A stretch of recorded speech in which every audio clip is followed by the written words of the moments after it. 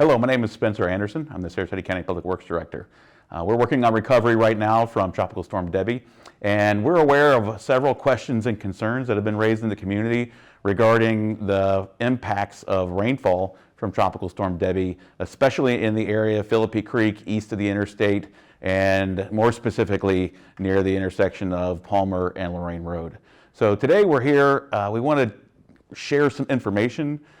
We want to answer the questions the community has, and we want to walk through some technical details on the drainage system that is in that area. So just to orient the geography of where we're at, 75 is running through the middle of this map. Palmer Boulevard is here, Bee Ridge is here, and Lorain Road comes here is where Palmer intersects Lorain Road.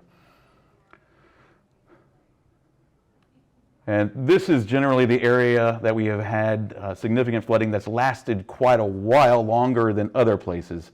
In general, we have seen significant reduction in flooding over the past 2 days. In some areas up to 7 feet, and these areas 3 to 4 feet as of this morning, and it continues to drain through the day. So I'm going to go next to a map of the stormwater system, the network that we have. A lot of detail here, but in general, the Philippi Creek Basin east of I-75 in this particular area has two main branches that drain under the interstate. Up here, if you're familiar with the celery fields area, we call this Main C, is this canal system that drains down through here. On the celery fields, when this was constructed in the late 90s, the 2000s, this was built to control water in this area so it didn't drain to the Pinecraft area in general to flood it. So what we do is, this is an area that was dug out and created. We also have a control structure down at the very end of Main C that we adjust during storm events to prevent downstream flooding. And then the other side, the other branch of this area in Philippi Creek is this canal C114. It's also the extension of Main A. So this goes up through this area here and extends out to the area that we are specifically talking about today at the intersection of Lorain and Palmer.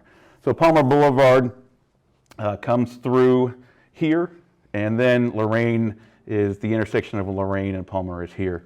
And this whole area drains north to this canal, 114, and then comes all the way through. We have a bridge here that is Palmer Boulevard.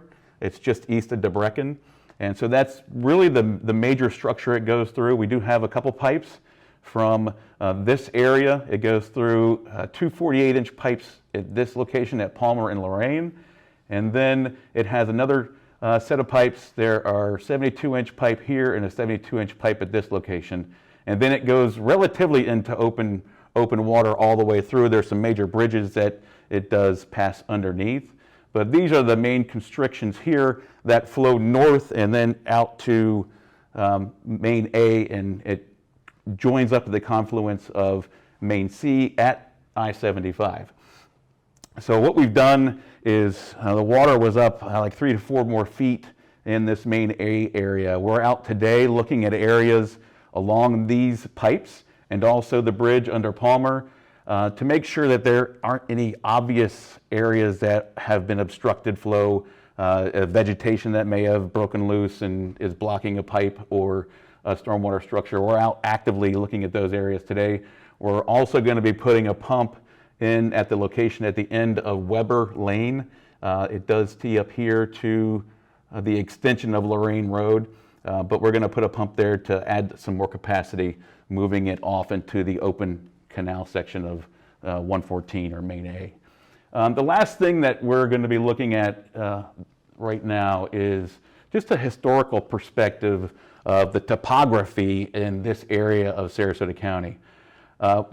Just to orient yourself to the map, you have the Celery Fields Mound, which is green. So the lighter colors, at least in general in this map, are going to be higher elevations. And down here is actually Rothenbach Park, the old closed Bee Ridge landfill.